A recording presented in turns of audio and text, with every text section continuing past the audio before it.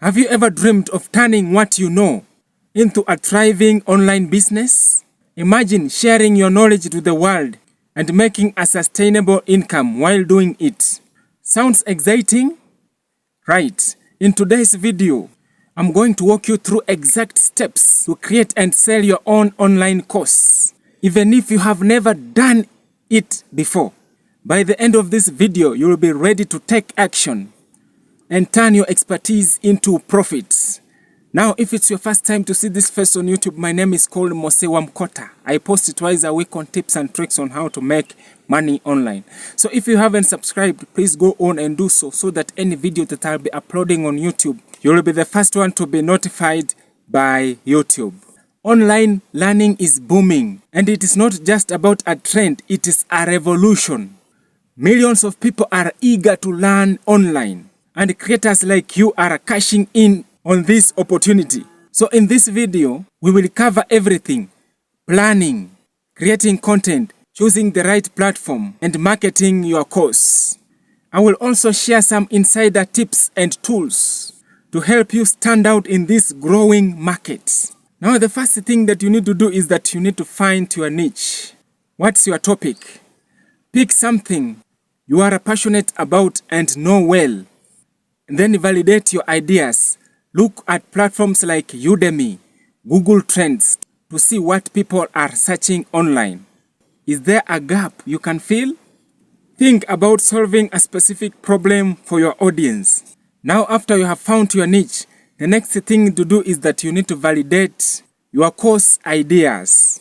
Offer a free mini lesson or create a survey for your audience. Engage with them on social media or through email to gauge interests.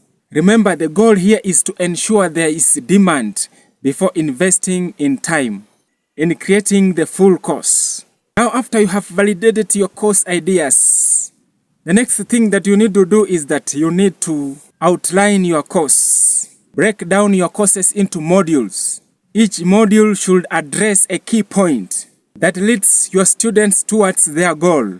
Think about mixing different content types like videos, downloadables, PDFs, and quizzes. This not only keeps your students engaged, but also caters to different learning styles. Now, after you have outlined your course, you need to choose the right tools.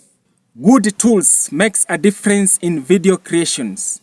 Tools like Camshare or OBS Studio are excellent. You need also to design slides or PDFs. And here Canva is your best friend. And also don't forget a solid microphone for clear audio quality matters.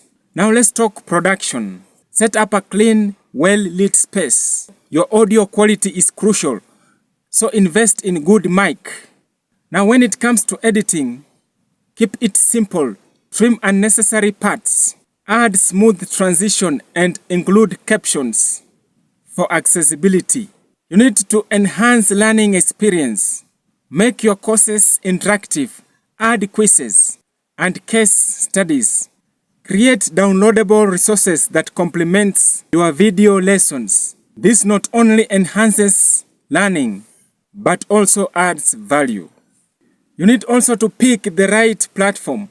Now, where should you host your course? Platforms like Teachable and Thinkific offer great features from student management to payment processing. They are beginner-friendly and gives you control over your content. Once you have found a hosting platform, the next thing that you need to do is that you need to price your course.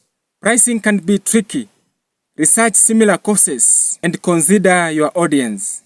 You can offer one-time payment option, subscriptions, or tiered pricing. My advice: start with competitive price and offer early bird discount to attract initial students. Before you go live, build some buzz. Offer a free webinar or sneak peek. Engage with your audience with behind-the-scene content on social media. Now the next crucial step is to market your course. Now to do this, you need to build a sales funnel. Create a lead magnet like a free guide or a mini course. Use this to collect emails and nurture potential students. With valuable content and automated email funnel, you can do wonders for conversions. You need also to leverage social media. Platforms like YouTube, Instagram, and LinkedIn are powerful. Share short clips or valuable tips related to your course. Partner with influencers or run targeted ads to reach a wider audience. You need also to engage your audience. Engagement is key. Host live Q&A sessions or create a community around your course. A Facebook group or a Discord channel can keep students involved and foster a sense of belongings. On your course, you need also to use testimonials and reviews. Early reviews can make or break your course. Offer it to a few beta testers for free in exchange for feedbacks. Display these testimonials on your landing page to build credibility. Now, before launching day, double check everything. Ensure your content is uploaded, links are working, and payments are processing smoothly. Then it's go time. Keep the momentum going. Follow up with your students. Collect more testimonials and run limited time promotions. Analyze your sales data and see what is working, and tweak your strategy as needed. Creating and selling an online course is not just about making money. It is about sharing your expertise and impacting lives. Start small, refine your approach, and grow from there. Remember, every expert was once a beginner. Take action today and you could be the next success story. Thanks for watching. If you find this video helpful, don't forget to like, subscribe, and share. Drop your questions in the comment. As always, let's finish up with the scripture. Our scripture comes from the book of Proverbs chapter 1 verse 7. The Bible says, "The fear of the Lord is the beginning of knowledge, but fools despise wisdom and instructions." God bless you. Until the next time, bye.